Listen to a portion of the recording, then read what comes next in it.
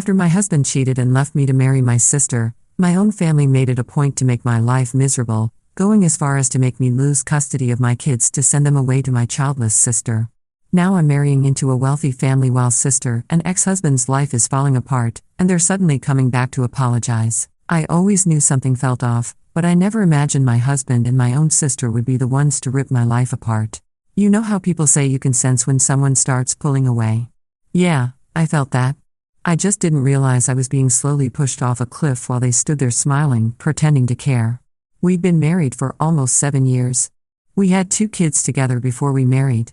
Life wasn't perfect, but we had a routine, a rhythm that made me believe we were doing all right. He was the logical one, the planner. I was the emotional backbone, always rushing around for the kids, late nights, prepping for school events, grocery lists, bills, and PTA meetings. I thought he appreciated how much I carried, but apparently he didn't want a wife who was busy with kids. He wanted someone who made him feel wanted, desired, and apparently that someone was my younger sister. It started small. I noticed he began texting a lot when we were together. He'd lock his phone. He started working late more often. My sister, who used to visit once in a while, began showing up nearly every week, always under the guise of helping with the kids. I thought she just liked being involved. And in my desperation to keep my head above water, I let her. Turns out she was already involved, just not in the way I thought. The truth slapped me in the face one evening when I came back early from a grocery run and walked in on the 2 of them in my kitchen, not touching, but the silence was too tight, the air too heavy, and their expressions, well, guilt doesn't lie. My husband looked like a deer in headlights. My sister just looked smug. At first, they denied it. They gaslit me, told me I was being paranoid, that I was just stressed, overworked. But I wasn't stupid. I started putting things together. The late nights, her lipstick in his car, the way our kids would mention how Auntie stayed over again when I wasn't home. Eventually, he admitted it, not because he felt guilty, but because he wanted out. He said he was tired of pretending, that he'd fallen in love with her, that she made him feel alive again. And the worst part? My family sided with him. My mother called me hysterical and selfish for not being more understanding. She said these things happen, that if my sister was truly in love with him, who was I to stand in the way of that? My father, who had always been more reserved, just told me not to make things harder for everyone. That maybe this was a sign I needed to refocus my life. I was still trying to process the fact that the man I built a life with had just walked out and he was dragging my own blood with him. But what gutted me wasn't the betrayal. It was realizing I didn't have a single person in my corner. They went ahead and got married within a few months after the divorce. My family held an actual wedding for them. My own mother wore a silver gown and smiled in every photo next to my ex-husband like she'd never once been part of my marriage to him. My sister wore an off-white dress, the same exact shade I had worn years ago when I married him. I couldn't make this stuff up. They invited my kids to be part of the wedding party. And when I said no, when I dared to draw a boundary, that's when everything shifted. My mother claimed I was being bitter and using my kids to punish them. My father said I was being emotional and would calm down once I stopped acting like a jilted high schooler. They weren't just siding with them. They were making their own story and painting me as the villain. When I didn't cave, they retaliated in the worst way possible. I didn't have the financial means at the time to fight a full custody battle. My ex-husband did, thanks to his tech job and my parents' support. And they backed his claim that I was emotionally unwell and unstable. That the kids were better off with a stable home, meaning him and my sister. I fought, God, I fought. But the system doesn't always care about the truth. When you're the one barely staying afloat, I lost primary custody. The kids were handed over to the people who broke me. And just like that, I was cut out of the only life I had ever known. The weeks that followed felt like I was drifting through someone else's nightmare. The house felt too big, too quiet. I'd stare at my phone, willing someone to reach out, to tell me this wasn't okay, that what they did wasn't normal. But no one did. My own blood decided that a picture-perfect narrative mattered more than the daughter they raised. I remember my mother's exact words the last time I saw her: maybe if you had made more of an effort in your marriage, none of this would have happened. So I left. Not just emotionally, but physically. I packed up what little pride I had left and moved to the city. I found a job, a crappy little apartment, and tried to put myself back together. Every step felt like dragging dead weight behind me. But I kept going. I didn't know it then, but that rock bottom was going to be the foundation I rebuilt everything on. Update 1. I didn't realize how quiet life could get until the sound of my kids' footsteps disappeared from my home. I used to wake up to the shuffle of socks against hardwood, their soft giggles sneaking into my room before sunrise, and the chaotic clatter of cereal bowls being dragged from the lowest kitchen shelf. That noise used to drive me crazy when I was sleep-deprived and stressed, but now I'd have given anything to hear it again. I was allowed visitation, but not without conditions, supervised, limited hours, and always with someone from his side present, usually my sister. They claimed it was to ensure neutrality. I knew it was just another way to humiliate me. The first time I visited them after the ruling, I barely recognized my own children, not because they looked different, but because they acted like strangers. They called her Mommy B, short for her name. And when my son tried to run into my arms, she cleared her throat and reminded him not to be rude, that I wasn't really the full-time parent anymore. I swallowed that moment like glass. I held myself together that entire visit. I smiled, played, and read them their favorite books. I packed small snacks I knew they loved, the ones she used to roll her eyes at. And when I walked back to my car after those agonizing 2 hours, I screamed. Not out loud, just inside. One long, aching scream that felt like it was going to rip a hole through my chest. They had taken everything, and they were still acting like I should thank them for keeping the peace. The weeks turned into months. I tried to keep up with the visitation, but every time I saw my kids, it felt like being invited to a birthday party where everyone else was part of a secret joke I wasn't allowed to know. They always wore coordinated outfits. Their hair was cut and styled the way she liked it. And my daughter once told me she wasn't allowed to bring the bedtime bear I got her because Mommy B says it smells like sadness. You can't argue with kids. Not when they're that young. Not when they're being taught to see you as a guest in their life. And it wasn't just them. It was the entire support system around them. Teachers stopped calling me in on school events. Medical appointments were held without notifying me. Parent-teacher meetings happened without me even knowing they were scheduled. Every time I tried to assert my rights, they reminded me that technically I had none beyond standard visitation. I thought maybe time would help, that maybe as the months went by, the kids would start asking about me more, wanting to spend time with me. But the opposite happened. They were being fed this picture of a new, complete family. And I didn't fit into that frame. I was the bitter shadow in the corner, the woman who couldn't let go and move on. And believe me, I tried. I got therapy. I found a steady job. I even made a few new friends in my city. It was a couple of hours away from where I previously lived. How did I move? Well, I did get a settlement in the divorce. He cheated, after all. I tried dating again, though nothing ever really stuck. Not when every connection I made felt like a betrayal of the life I'd spent years trying to protect. Still, I kept showing up for my kids, even when I wasn't invited. Birthdays, holidays, random Tuesday visits when I knew they had games or school recitals from the other moms. They were the only ones who didn't warm up to Mommy B. I'd sit in the back, clapping quietly, pretending not to see the way she glared at me like I was trespassing. My ex-husband once had the audacity to pull me aside and say he admired my dedication, that I should think about getting involved in community work instead, something fulfilling. As if being a mother wasn't supposed to be fulfilling enough. My breaking point came on my daughter's 8th birthday. I wasn't invited. I knew the party was happening. One of the moms from her school had reached out to me in confusion, asking if I'd be there. I wasn't. I had to watch from across the street, standing behind a line of parked cars as my daughter laughed and danced in a garden full of balloons and presents. She looked happy, genuinely happy, and that crushed me more than anything else ever could. Not because I wanted her to be miserable, but because I realized she was forgetting me. Slowly, gently, she was learning a version of love that didn't include me at all. I left a small gift on their porch that evening, a handmade bracelet, a card, and a photo of the 3 of us from her 3rd birthday. I didn't even sign it. I just placed it there and walked away. I didn't get a thank you. I didn't get a text, but a few days later, I saw her wearing the bracelet in a photo posted by my sister on Facebook. No caption, just a perfect little family photo. My ex-husband, my sister, and our kids. I wasn't tagged. I wasn't mentioned. I didn't exist.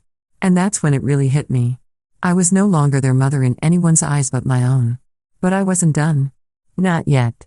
They could take my kids, my marriage, even my day-to-day presence, but they couldn't erase who I was. I wasn't going to let them. Not without showing them exactly what kind of woman they tried to discard. Update 2. The funny thing about trauma is that it doesn't always scream. Sometimes it just sits there, silently, rearranging inside you until nothing feels like home anymore. That's what those months felt like. I existed in a shell of a life where people around me acted like I was the villain for being betrayed. My ex-husband and my sister did what they did, but somehow I was the one being treated like I had brought shame to the family. No one called them out. No one asked how I was sleeping or eating or if I needed help getting back on my feet. All I got were pitying looks from distant relatives and passive-aggressive remarks from my parents that felt more like sharp little knives.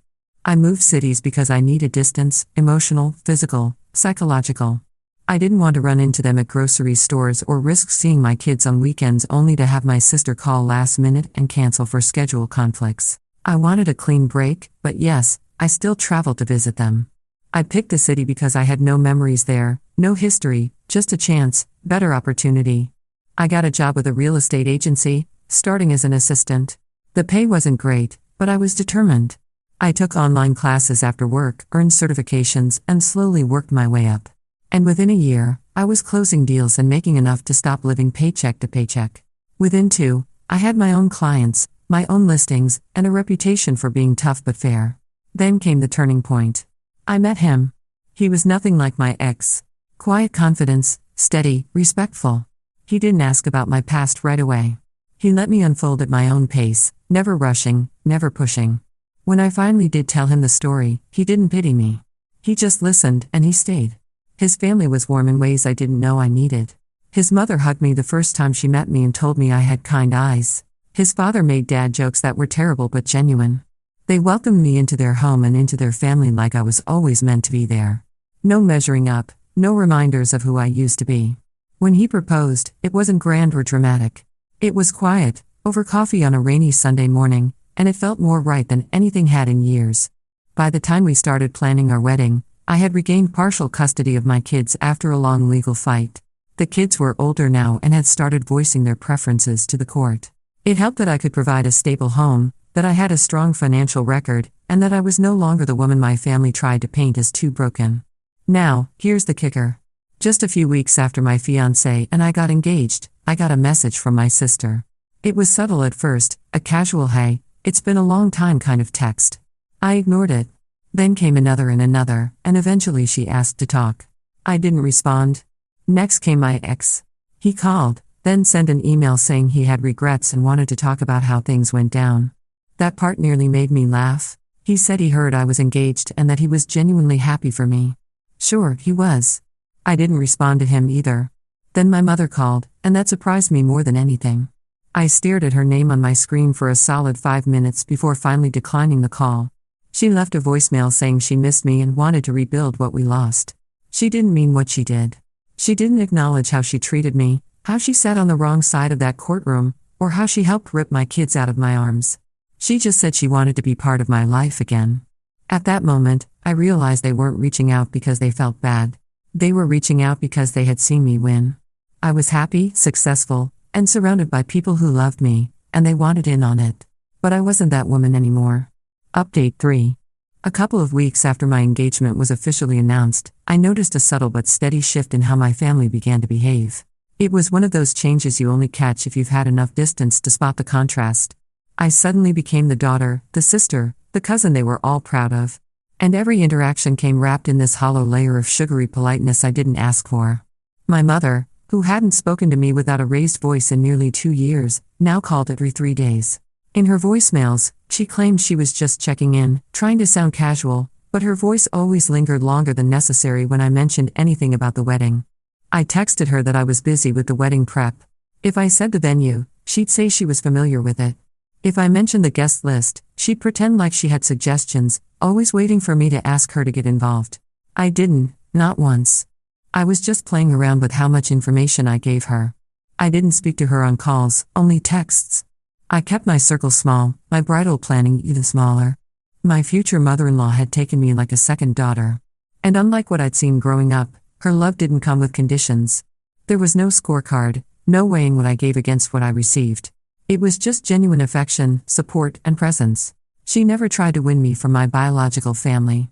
She simply showed up in a way they never had. Still, it was strange when I ran into my cousin at a boutique and she cornered me by the mirror with a painfully forced smile. She said that she was really sorry about how everything happened back then and that family doesn't always get it right on the first try. I asked her flatly what she was referring to, just to see if she had the spine to say it out loud, but all she did was stammer and trail off. Then she changed the subject to my engagement ring and started complimenting the cut. She didn't have her own house in the city.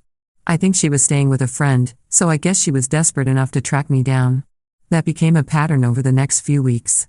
Apologies that weren't really apologies. Conversations where people circled around the subject, hoping I'd be the one to extend the lifeline and let them save face. But I had no interest in being their redemption arc. The final straw came when my father showed up outside my workplace. I hadn't seen him in person since the whole custody mess, nor had I spoken to him. He'd been the most adamant that the better environment for the kids was with my sister. And now here he was, standing near the entrance, awkwardly wringing his cap in his hands like he didn't know whether to knock or wait. He said that he'd been thinking a lot about things and realized maybe they had been too quick to judge. I let him speak, not because I wanted to hear it, but because I needed to see if he was capable of saying anything without turning it back on me. He wasn't. He ended his little speech by asking if I was willing to let bygones be bygones, especially now that things were going well for me again. His tone made it clear that this wasn't about making things right. It was about him not wanting to be left out of the success story he never thought I'd write. I didn't argue. I just told him it was too late. I didn't even have time to process that encounter when 2 days later I got a call from my ex-husband. I stared at the screen in disbelief. I almost let it ring out, but the kids were with him last week. He had picked them up when my fiancé was home, so I let him handle it. I was wondering if he called to change the schedule. He started by saying my name like he was trying to jog some forgotten bond, like we were old school friends instead of the train wreck we had actually been. He asked how I was doing and I said I was fine. He paused as if he was waiting for me to ask the same. And when I didn't, he jumped into a story about how things had been rough lately. My sister, his now wife, had lost her job. They were struggling financially. He mumbled something about hoping to see the kids more. And then he said it. He said he was sorry for how things went down between us, that he regretted a lot of it, and that maybe we could talk in person, just the two of us, to find closure. I laughed. I didn't mean to, but it burst out of me. I told him I was glad he finally realized what he threw away, but I wasn't looking for closure. I had already closed that chapter so tightly, it had no room to breathe. I said that if he needed help, he should turn to the woman he gave up his family for. That he didn't get to come crawling back just because his backup plan fell through. I ended the call and muted his number. Later that night, I got a message from my sister. She had the audacity to say that she was sorry for everything and hoped we could all be a family again. I didn't even respond.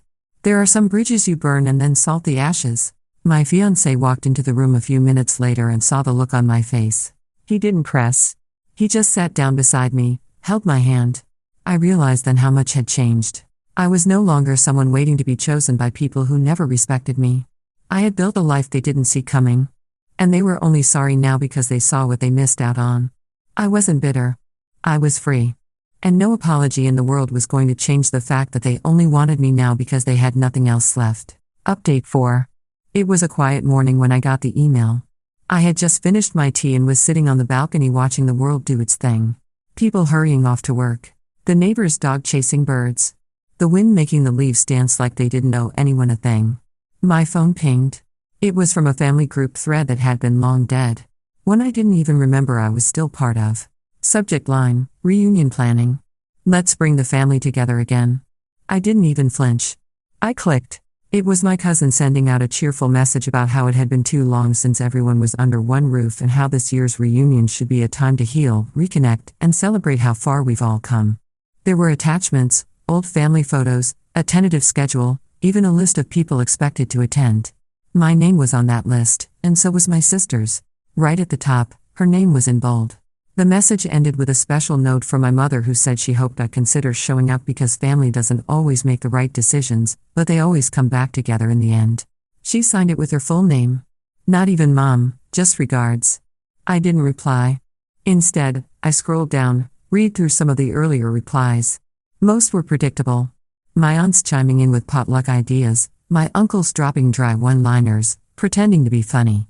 1 or 2 people said they'd love to catch up with everyone, and then added my name, as if I'd be enticed by the idea that they were excited to see me now. I shut the laptop and laughed. Not the bitter kind, just tired amusement. Because here was this entire ecosystem that had cut me off, judged me, humiliated me, erased me, and now trying to loop me back in like nothing ever happened. Like I'd simply wandered off, and was being gently summoned home. They didn't realize I'd built a new one. I told my fiancé that evening. He was halfway through making pasta when I leaned against the kitchen counter and read out the message. His expression didn't change. He just kept stirring and then said that I didn't have to go if I didn't want to. No pressure, no assumptions. I told him I didn't want to. Not because I was angry, but because I no longer felt the need to explain myself. These people weren't mine anymore. They weren't owed explanations or performances. I wasn't the version of myself they left behind. And I certainly wasn't interested in sharing a table with my sister. Not when I knew exactly what her presence in that room would mean, her perfect little smiles, her helpless act, her pretending like she didn't steal an entire life and wear it like it fit better on her until it didn't. And everyone would tiptoe around it, act like we were just two women who grew apart, not a woman who ripped apart her sister's family and took the leftovers. Yes, it was my ex's fault, too. The week went by quietly, but the messages didn't stop. My mother left a voicemail, her voice all soft and wounded, telling me she just wanted one photo where her daughters stood together again. I deleted it. Then came the parcel. It was a large envelope, hand-delivered. Inside was a handwritten letter from my father. I didn't read all of it. First few lines were enough to guess the rest. He said that time had made him reflect, that mistakes were made, that I had always been more like him than he realized. And then right there in the middle, he added that he and my mother had been hoping that I might consider reintegrating with the family because they had decided to change their will. There it was, the actual reason. It had nothing to do with closure or love or family bonding. It was about them realizing that the daughter they discarded was now the one who hadn't ruined her life. The one who had built something stable, real, and promising. And they didn't want to be left behind. I folded the letter, placed it back in the envelope, and wrote a simple note on top, "Too little, far too late." I didn't send it. I didn't owe them even that. Instead, I wrote a different letter to my younger self. I told her that the day she watched her life fall apart wasn't the end. That even when everyone walked out, she had it in her to keep going. That no matter how many people tried to rewrite her story, she would hold the pen in the end. I told her she didn't need their love because she'd find better. And I told her this: you will not only survive this, but you'll build a life so full that they will look back and realize they were never the center of your story. Just a footnote. The next morning, I RSVP'd to the family reunion. I wrote, "Declined. I already have a family." Edit, I don't care about the will. It isn't like they have much. I have money. My to-be husband has more than enough to feed my entire family and his until they die and more. And I don't need or want anything from them. Update 5. The reunion came and went. Photos circulated, posed smiles, wine glasses raised, the same tired toasts. My sister, of course, was in the center of it all, her arms wrapped around my mother and father, all three of them radiating the illusion of something whole. But there was a quiet hollowness in the background, a space they couldn't fill. Me. A week later, I got one last message from my mother. No greeting, no small talk, just a line that read, "I hope you're happy now." And the truth was, I was. I didn't need them to say sorry anymore. I didn't need the validation they refused to give me when I begged for it. My fiancé and I were planning our wedding. We had just gotten a dog. We had friends who showed up for the small stuff and didn't disappear during the hard days. I finally had peace. And it wasn't fragile, performative peace. It was the kind that came from choosing myself. I heard that my sister's and ex's marriage fell through. That the golden girl's shine didn't last when people started holding her accountable. That my parents were quietly trying to figure out how to reframe the narrative again. How to twist the truth until it sounded like they had always been on my side, just misunderstood. But I let them. Let them rewrite their version. And let them sit in the echo chamber they built for themselves. I wasn't going to shout through it anymore because this wasn't revenge. This wasn't a comeback story. This was just me living a life that didn't need their permission. A life that proved I had always been enough, even when they couldn't see it. And if that made them uncomfortable now, good. Edit, yes, we recently got married.